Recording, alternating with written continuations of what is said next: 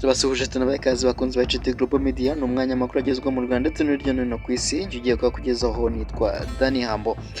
Umurongo rero ni HT Global Media, nimba ugezeho bwa mbere ubanza ureba hasi udukandire kuri subscribe, maze ubundi dore zimwe mu ngingo tuje kuba ducucumukana muri aya makuru.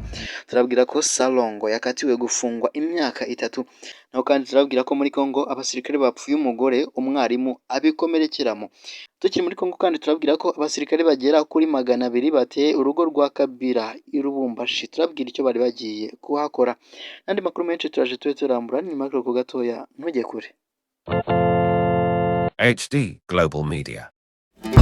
Reka amakuru yacu tahere mu Rwanda tubabwire ko urukiko rwisumbuye rwa Gasabo ruherutse guhamya Rurangirwa Wilson wamenyekanye nka Salongo icyaha cyo kwiheje ikintu cy'undi hakoreshejwe uburiganya, ahanishwa igifungo cy'imyaka 3 n'ihazabu ya miliyoni 5 z'amafaranga y'u Rwanda. Salongo yaregwaga ibyaha 3 birimo kwihesha ikintu cy'undi hakoreshejwe uburiganya, kudasobanura inkomoko y'umutungo n'iyezandonke. Ubushinjacyaha bwagaragaje ko Rurangirwa Wilson ukorera mu karere ka Bugesera avuga ko avura indwara zitandukanye, akagenda atanga ibiganiro kuri YouTube avugamo ko afite ububasha bwo kugarura ibintu byibwe bigatuma abantu bamubona bamwizera. Umuhagarariye yavuze ko ayo mashusho atuma abantu bose bamwizera ko ibyo avuga abishoboye, bakamugana akabaca amafaranga abizeza ko ibyo bamusaba bizakunda, nyamara ntibibe uko. Bwari bwasobanuye ko amafaranga Salongo akura muri ubwo butubuzi ayakoresha mu bikorwa bitandukanye birimo kugura imitungo itimukanwa itandukanye, harimo ibibanza 14 birimo n'ibyubatswemo inzu zigeretse.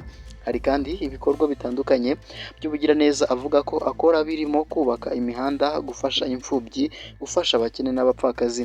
Ubushinjacyaha bugaragaza ko ibyo bintu byose Salongo abikora akoresheje ayo mafaranga aba yariganyije, akayakoresha nk'amafaranga mazima kandi abizi ko yanduye. Salongo we yaburanye ahakana ibyaha byose, akavuga ko nta shingiro bifite, akemeza ko abamuganaga ari abantu bari bamuzi, bazi ibyo akora uwo ari we n'icyo abamariye. Yavuze ko amafaranga yakoresheje ashaka imitungo yayakuye muri Uganda, kandi ko afiteyo ikigo cy'ishoramari gikora ibijyanye n'isambusa n'amandazi, kandi ko bamwohereza amafaranga ava muri ibyo bikorwa buri mwaka.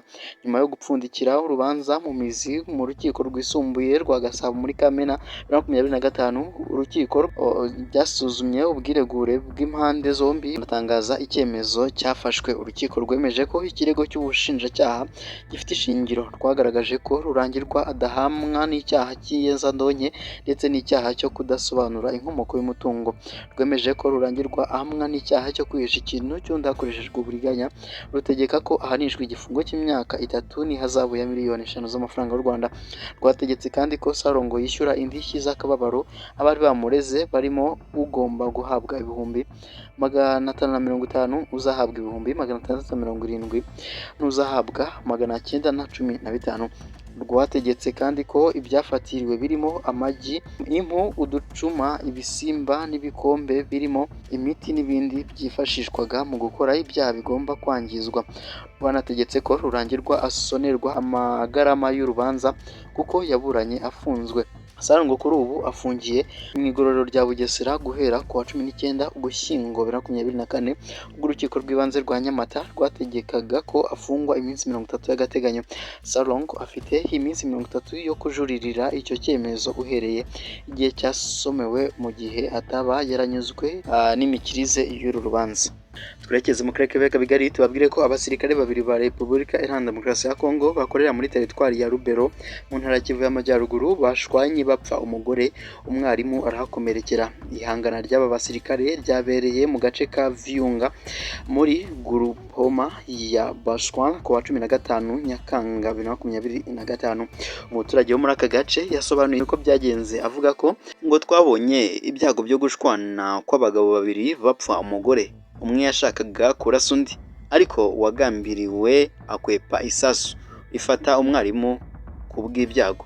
Uyu mwarimu yajyanywe mu kigo nderabuzima cya Vyungu, bigaragara ko abaforomo baho badashobora kumuvura, yoherezwa mu bitaro bya Misinene.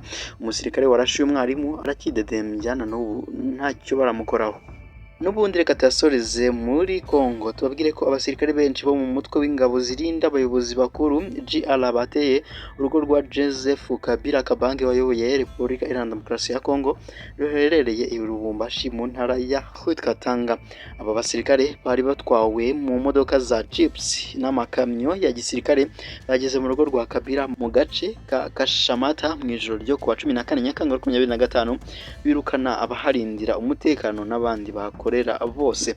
Umuyobozi w'umuryango Justicia Asbel urwanya akarengane muri Congo, Timothée Mubuya, yatangaje ko abasirikare bateye urugo rwa Kabila bageraga kuri 200 kandi ko bari mu majips hafi 20 n'amakamyo abiri. Icyabajyanye muri uru rugo ni ukurusaka nk'uko babigenje kuva muri Mata 2025, ubwo byahwihwiswaga ko Kabila ashobora kuba ari mu mujyi wa Goma mu rwego rwo kwifatanya n'ihuriro FCM23. Mubuya yatangaje ko aba basirikare binjiye mu rugo rwa Kabila nta tegeko bashingiyeho, asobanura ko kwifashisha imbaraga mu kuvogera umutungo bwite w'umuntu ari ukugaba igitero ku burenganzira shingiro n'umutekano w'abaturage. Sena ya Congo yambuye Kabila ubudahangarwa kugira ngo atangire gukorerwaho iperereza ku bufatanye akekwaho kugirana na FCM23. Leta ntiratangira kumukurikirana ku mugaragaro kuko igihe cyose ingo ze zasatswe nta cyatangajwe. HD Global Media. Nuko dusoje amakuru yaragezweho kwa none, reka tubashimire mwe twabanye kuva amakuru atangira kugeza ageze ku musozo. Njye mwabanye nitwa Dani Hambo, umurongo mwe muriho ni HD Global Media nk'ibisanzwe. Rero tubashimire tubabwira ati ciao ciao.